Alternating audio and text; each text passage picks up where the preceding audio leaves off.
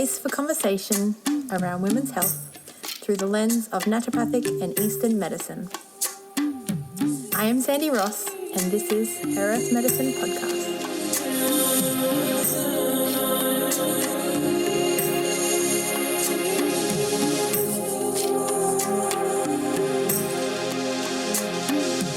This podcast is multi-leveled. Episodes for patient education to graduate practitioner level. Thank you for tuning in, and I hope you gain value from this episode.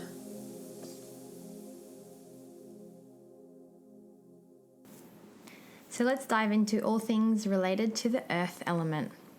So in Chinese medicine, the earth element correlates with the organs, the spleen and the stomach. And we consider the pancreas to be associated with the spleen. It's kind of like the same organ. So when we're talking about anything related to diabetes or insulin or digestive enzyme secretions, we're actually talking about the spleen in Chinese medicine. So the spleen has 21 acupuncture points. The meridian starts at the big toe and it comes up the inner leg, inner thighs, through the sides of the abdomen, up to the armpit and down the side rib. And the stomach channel starts at the face. It comes from the eye, at the bottom of the eye, coming through the cheek area. So anything related to kind of acne on the stomach channel, we can often consider an imbalance in this element. Coming down the side of the neck, down the chest to the nipple, then coming down the side abdomen, down the leg, the front of the leg, down the side of our shin. So if you've ever had massage, they'll always get into the stomach meridian there, and then along the foot to the middle toe. And so the stomach in Chinese medicine likes to be nice and cool, and the spleen likes to be nice and warm. So the season associated with the earth element is late summer or Indian summer. And so this can be like the 15 days that surround the change of the seasons.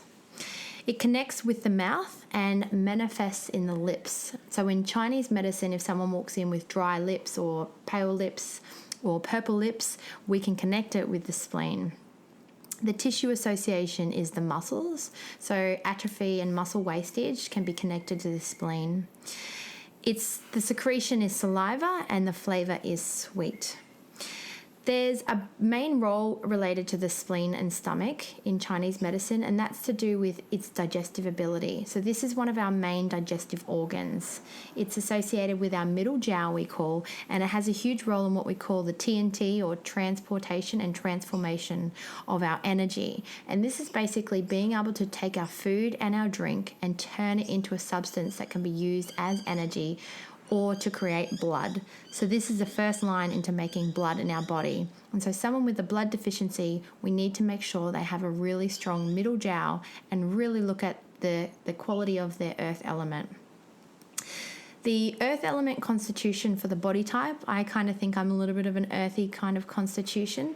We tend to hold weight a little bit more easily. We can be fluidy. We can have round faces, and a yellow tinge to the skin is commonly found in earth element constitutions. When they are in balance, they feel really connected and can be compassionate. They're very nurturing and have a very strong mother instinct. They're very giving and they have good communication. When the earth element is out of balance, they'll have excessive worry and be in their head constantly. So when your thought process is non-stop, this is an imbalance in the earth meridian. So this can lead to things like anxiety or pensiveness. Students often tend to be really deficient in this element, or deficient in the spleen in particular, because they're constantly having to think and are in their head all the time. So when you're a student, you really need to do things that support the strength and the quality of the spleen. When they're out of balance, they can also have a lot of sugar cravings. So if that's you and you tend to crave a lot of sugar, definitely look into things in relation to your earth element, what you can do to support you. Earth element people tend to be empaths as well. And as I said before, they can really struggle to lose weight. Symptoms that are associated with imbalances in the earth element can be changes with the appetite. So a spleeny person could have a low appetite or no appetite, where a stomach heat person could have excessive appetite, never feel kind of satiated. Earth element imbalances can also have a lot of bloating and distension in the abdomen. They can have diarrhea, they can have loose stools, and they can also have constipation. Fatigue is a common one found. Dry lips, bad breath, muscle weakness, problems with the veins, so spider veins, or if you've got any prolapses in organs, we also associate that with the spleen deficiency. And sugar cravings are the biggest one we talk about for symptoms related to the spleen. The spleeny people or earth element people are worse for a damp environment, so they might feel worse in the rain. So if you get like arthritis flare up or something like that, it can be associated with an imbalance in the earth element. The climate they like to be in is actually a warmer climate because the spleen likes warmth, and they'll tend to gain weight throughout those colder climates throughout the winter. Another thing that can be associated with the earth element being imbalanced is acne, as that stomach channel runs through the cheek, and the acne can particularly be pussy, yellow or white heads. Some of the patterns of disharmony, we call them in Chinese medicine, or the pathophysiology of TCM imbalances, can be what we diagnose as a spleen qi deficiency. So this can be like bloating and tiredness and problems with the digestion. Can be a spleen yang deficiency, so this is particularly associated with more coldness in the body, as the yang is the warm energy, and also the loose stools are a common one associated with a spleen yang deficiency. Can be a stomach yin deficiency, which kind of, to me, I think of stomach yin as like the secretions of our gastric juices, and so when people are not making enough gastric juices, they might have reflux, and so sometimes it can be treated as like an excess condition, as stomach heat, which is a very commonly diagnosed reflux pattern in Chinese medicine, but often it's a stomach yin deficiency as the driver to it. So stomach heat in Chinese medicine is associated with things like reflux. You can have a lot of rashes, you can have heat in the upper body, and also a big one is the appetite being excess.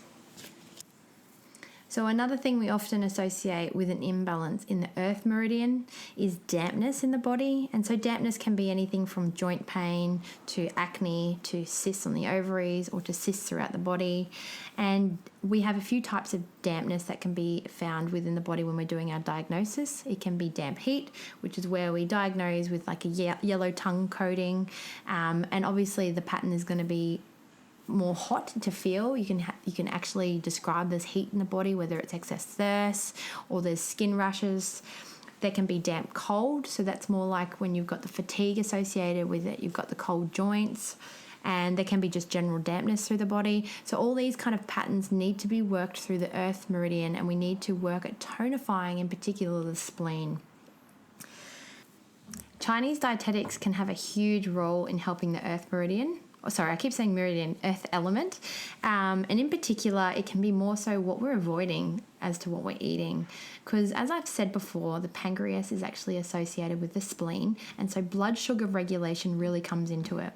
And a lot of the foods from a TCM perspective that are tonifying for the spleen are actually really high in carbohydrates. And so it's really important to make sure that you tailor a diet for yourself that has got a good amount of good quality fats and proteins to make sure your blood sugars are always being stabilized. So some of the foods in particular that we prescribe for in Chinese dietetics are yellow fruit and vegetables. So, carrots and pumpkin, sweet potato and squash. And also anything that's grown in the ground is obviously it's coming from the earth, so it's going to be supportive for the earth element. So yams are another really great one, and using these root vegetables, instead of having cold raw salads, we kind of say have like a cooked vegetable salad is a great shift for people with spleen imbalances, because we find that a lot of spleen people or spleen deficient people are having lots of cold and raw food, and simply switching it over to more like cooked root vegetables can make a big difference to their patterns. Ginger and turmeric are really supportive for the spleen as they're nice and warming, and they're also yellow in colour. So the stomach in Chinese medicine is what I kind of connect with the secretions that we make, like our stomach acid. And so people with that excessive bloating, in particular with heavy protein meals, may have a deficiency in their stomach. So the stomach likes to know it's going to eat, and so taking your time to mindfully eat is very important for the stomach. Chewing your food and really allowing your body to tell the signals to your brain to make sure you're going to actually make some stomach acid that it's time to eat is very important. So a part of eating is also connecting with the food, smelling the aromas of the food, tasting the foods, and looking at the food too. And so really connecting with mindful eating is very supportive for the stomach. I mentioned before about the blood sugars being regulated and making sure there's adequate good quality protein with your meals and healthy fats to make sure that your blood sugars aren't spiking, and those foods that are particularly tonifying and nourishing for the spleen are quite high in carbohydrates. And so it's really important to make sure that you're consuming foods with the right foods that are going to make sure your blood sugars don't spike. So that might look like having sweet potato with some mashed avocado and a bit of olive oil, or a bit of good quality feta, goat's feta. And so combining foods that have got some good quality adequate protein that are easy to digest along with healthy oils and fats will help to keep your blood sugars regulated. And I can't emphasize that enough, because the spleen in Chinese medicine is your pancreas, and so if you just go and eat a whole heap of spleen tonifying foods, it can still send your blood sugars crazy. So really be mindful with good quality proteins and fats. Another thing with the spleen is it also, as I said about the stomach, really likes the regular meal time, and so making sure that you're not skipping meals and eating irregular to help tonify the earth element. A few herbs that we use in Chinese medicine for this element are things like licorice. Licorice actually enters the 12 meridians in Chinese medicine. It's the only herb to actually enter all the meridians. Cinnamon is a great one you can use. I actually encourage my patients to do cinnamon with porridge, as it's a warm breakfast, and add red Chinese dates. They're very tonifying for the blood and the spleen. And if you are a person with the pancreatic problems or the blood sugar problems, you could add a bit of vegan or rice protein into your porridge. It usually tastes delicious, and it helps to keep those blood sugars regulated. Lotus fruit is another one. Rice is actually very neutral and tonifying for the earth element, and astragalus is another herb that we use in Chinese medicine. A really nice analogy to associate the strong point of the digestion of the spleen and the stomach in Chinese medicine is thinking there's like a fire burning with a pot on top of it, and inside the pot there's a soup that likes to be kept at about a 38-degree lukewarm kind of temperature. And if you pour raw or cold things into that soup, the fire is going to have to burn bigger in order to make it get back to that lovely temperature. And so the fire is your energy, and so when the fire has to burn bigger, it's taking the energy from everywhere else in your body to help you to digest basically and absorb those foods.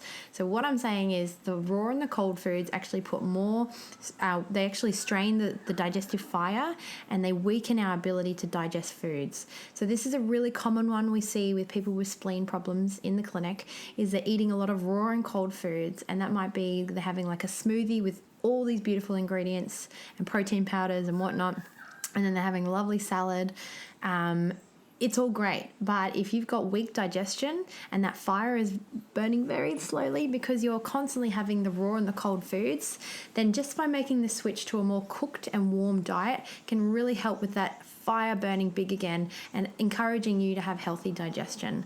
So, that might mean, like I said, going from a raw cold salad to a more cooked root vegetable salad, and having like a porridge in the morning instead of a smoothie. And you can always add protein powders into porridges. And so the earth element is connected in the 5 spirits to what we call the yi, spelled Y-I, or the intellect. And so it's our conceptual mind. It's our ability to have intellect and to think clearly. And what I kind of think is when we have kids, this gets super drained. And every mother can agree with this. Number one, you're eating more poorly, you're kind of snacking or eating leftovers or putting the kids' needs first, and you're also giving all that energy, that earth element, that mothering to the kids. And this can leave women or mothers or whoever's the caregiver, it doesn't have to just be women, to feel very drained and tired and craving sugars and having really poor thoughts and clarity of thinking. And so if this is you, you really need to reconnect with that earth element and do things to help nourish and support the earth element. So the postnatal brain is very much in Chinese medicine. One, it can be a Jing deficiency, which I'll talk about at a later point when I talk about the water element. But it's very much related to the spleen being deficient from poor dietary choices, from thinking too much, and from giving the energy. And so tips to really help support the earth element, if we just have to recap, is number one would be to get out of your head, meditate, get in nature, go for walks, do things that really make you feel alive and connect you with that fun again.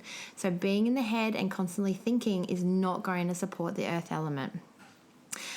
I would always suggest to someone with a spleen disharmony to look at downloading an app, maybe Insight Timer or Headspace, and just trying to create like a 10-minute daily practice of either meditation or breath work, just to really get you out of the head and back into the body. So in addition to looking after your headspace, you can also take Chinese herbal medicine to really support the spleen. Normally, I think I wouldn't recommend formulas on a podcast, but I think the spleen is one that you can't do too much harm with taking herbs, because they're quite gentle, they're nice and warming. If you've got bloating or problems with your digestion, loose stools, coldness, fatigue, it's kind of a good indicator that there's an imbalance in the earth element. And so these formulas would be good. So a couple of my go-tos are, one's called Gui Pi Wan. I'll put these in the show notes so you can access the spelling correctly, because I am terrible at pronouncing Chinese herbs. I'm trained in them, but because I'm a naturopath as well, I always use the Western botanical quality of the herbs and use them and just understanding the energetics. So like I'll make up liquid herbs or prescribe them in naturopathic formulas, but understanding the energetics and the Chinese medicine property to them, because number one, the quality is a lot better. There's a lot of TGA regulation for testing for heavy metals and pesticides and that sort of stuff when we use naturopathic versus the Chinese herbal medicine. So if you are going to source these, just try and get good quality versions. So Gui Pi Wan is one. Ba Zhen is another one that you can get.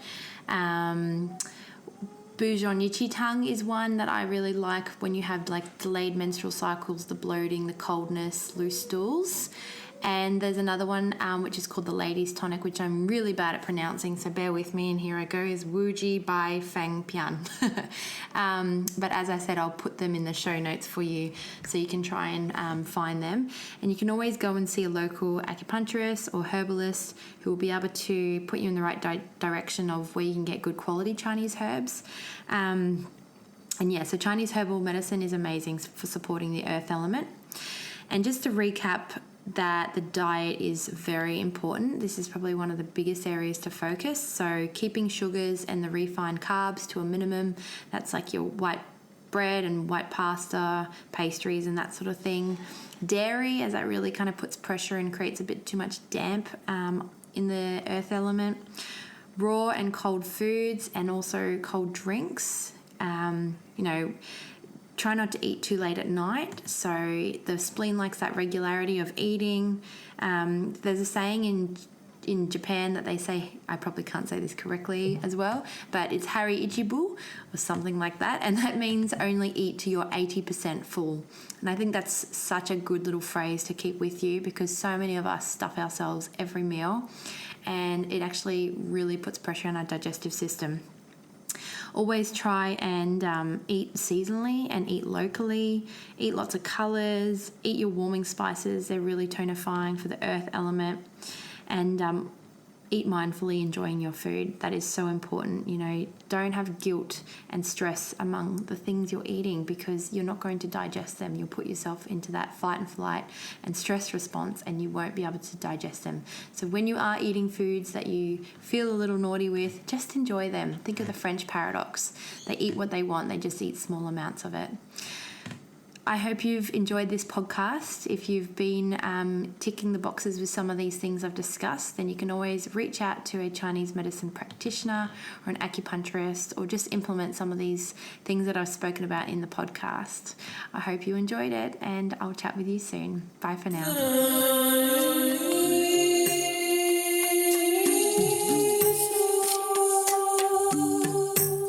Thank you for listening. I have been a practitioner of naturopathic and Chinese medicine for over a decade. I have a master's degree of health science, and I am an academic lecturer at Australia's leading natural medicine college. I am available worldwide online for bookings. Simply go to sandyrosshealth.com.